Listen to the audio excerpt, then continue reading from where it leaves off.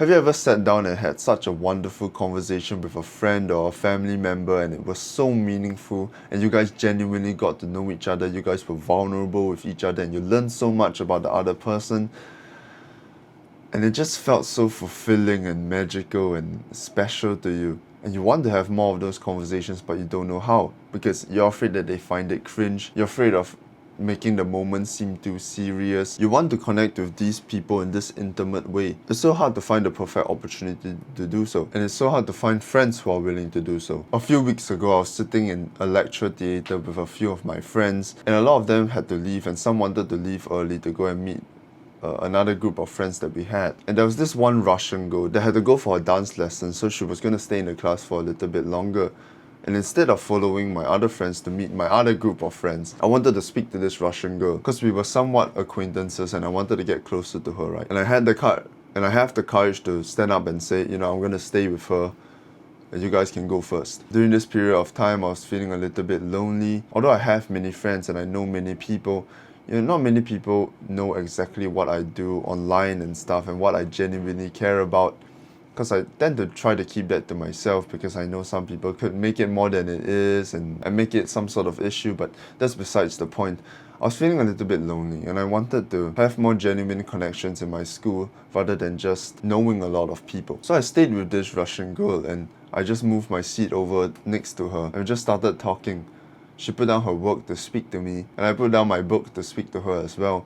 And we discussed over little things, And eventually, I asked her what she wanted to do after we graduated from university. Asked her about her family, her aspirations, what she cared about. And I decided to be honest with her and let her know what I wanted to do and what my aspirations were. And be honest with my values. Because I just felt like I didn't have to hide anything from her since she was being honest with me. And because of that, we talked non-stop about our dreams and aspiration and our family and the things we genuinely care about for an hour and 30 minutes straight without any long pauses at all. It was probably the most meaningful conversation I had in the month, and I came out of that conversation so happy.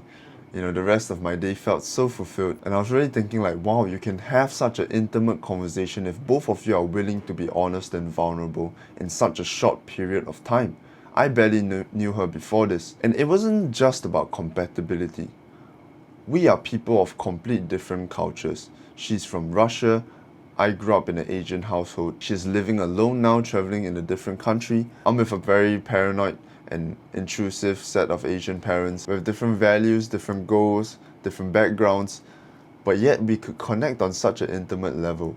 That sounds kind of sexual, but it's just a conversation. Meaningful conversations add so much to your life. And it might sound cringe, you don't want to take things too deliberate. And of course, I joke around with my boys all the time, and we don't always have to have meaningful conversations, especially when another person lacks the capacity to have them. But I think having meaningful conversations and sitting down and being willing to connect with this other person in such a close and bonded experience is really such a beautiful thing. And just having the privilege to have them is already such an addition to your life. So I want to talk about how we can have more meaningful conversations with the people we care about, with new people, and really connect with another person on a much deeper level than just, joking around and hanging out for fun. The first thing you have to do is you have to be honest. And you have to be willing to be vulnerable and willing to show interest, which means you have to risk rejection, which means you have to risk offending the other person. And of course, it takes two hands to clap. If the other person is easily offended, if they are a pain in the ass to talk to, that would probably mean you wouldn't really want to connect with them anyway. But it takes two hands to clap, but you have to be willing to do these things. You have to be willing to take the risk and not have kind of preconceptions about the conversation. You have to believe that meaningful conversation and meaningful connection can happen with anyone. You have to believe that anyone, you can connect with them. And if you don't believe that, then you're not going to be willing to take the risk because you're going to think that you always have to hide certain things in order to not hurt their feelings or not risk any funny thing happening. So the next time you speak to people, take that extra risk, take that extra step, be a little bit more honest and open even when you don't have to be. Just say the things that you want to say, show the interest that you want to express, and practice doing that. It's a skill. The more you push it, the further you can go. You don't have to obsess over hiding things.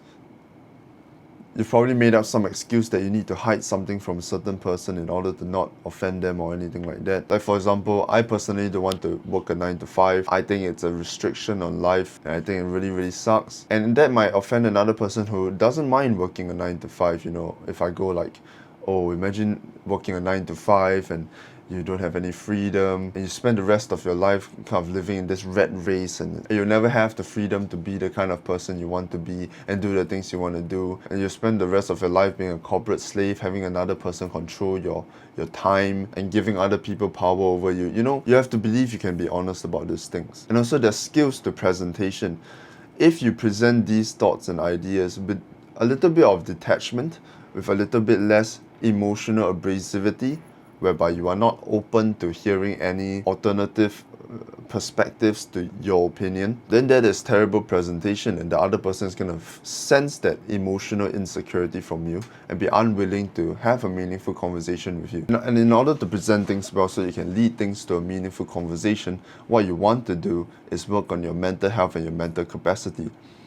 If you bringing an idea to the table is you kind of emotionally forcing the other person to feel the same way about that thing as you, then they're going to feel quite repelled and repulsed by the conversation you're trying to start, especially if they don't know you very well. And of course, you know, it's important to be honest, it's important to be vulnerable. If you genuinely feel a terrible way about something, you're going to have to express it, right? But there is a way of presentation with respect, with politeness, with care for building up that space for meaningful connection and to kind of build momentum into it. If you don't know the person very well, meaningful conversations need momentum.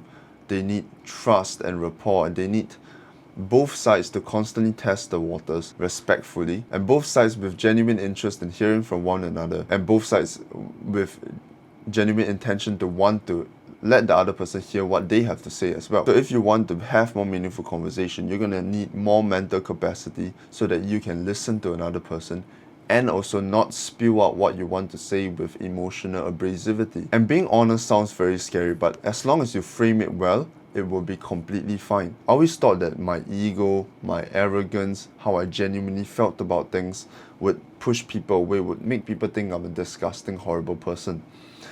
But I took this risk the other day. A few weeks ago, I was calling a girl. You know, we had somewhat romantic ties, but I was never really being honest with her. It was not really romantic anyway. It was like sort of a fling. But I was calling her and I told her this specifically. I said, "Can I be honest with you? I genuinely want to be better than anyone has met. I want to be the most special person in people's lives. I want people to look at me and be jealous that they don't know me as well as the people I care about know me. I want people to wish they could be near me. I want to be the best person, the most memorable one that they have ever met. I want them to date other guys and think of me only and be upset that they aren't with me at the end of the day. I want other people to admire me, think I'm special, and I simply want to be the best person they have ever met." And it's not like I'm going to enforce that onto them, it's just what I genuinely want to aim for. Because I want to be someone who provides so much value and is capable of so many things that they just can't think of another person more resourceful than me that they've met in real life. And that was how I genuinely felt. And that's what I told her. And you would think that she'll be repulsed by that, she'll be disgusted by that. But she respected it. And she's like, "Yeah, thank you for being honest with me." And she showed even more interest in me after I said those things. Because we weren't dating or anything and I didn't plan to have a relationship with her. I even told her some stupid shit like, "Good luck trying to find a husband in the future because I'm going to aim to be better than him. And I'm going to be better than him in every single way." But yeah, this is how you have genuine conversations. You speak to another person with non-neediness for their approval, understanding that you don't need that validation, but at the same time, you are just trying to bounce off the other person and show your genuine interest in things that you care about and them, and share the things that you genuinely want to share. And if you want to always have meaningful conversations, that's just not going to happen, because there's some people who just don't want to take things seriously or don't want to have those deliberate conversations, and that's fine. And in fact, you can probably actually, you know, through patience and building up momentum, have meaningful conversations with these people as well if you ask the right questions. This is all a skill that you can develop over time, but it starts with you going after what you want, being vulnerable and risking it, risking rejection and trying to get to that place through you being honest first, through you starting and initiating it first, And through you showing interest and through you being willing to share what you want to share with honesty. If you don't take those risks, those meaningful conversations are never going to happen. You'll miss the chance of having the intimate bond with somebody. I think having meaningful conversations is such a beautiful part of life.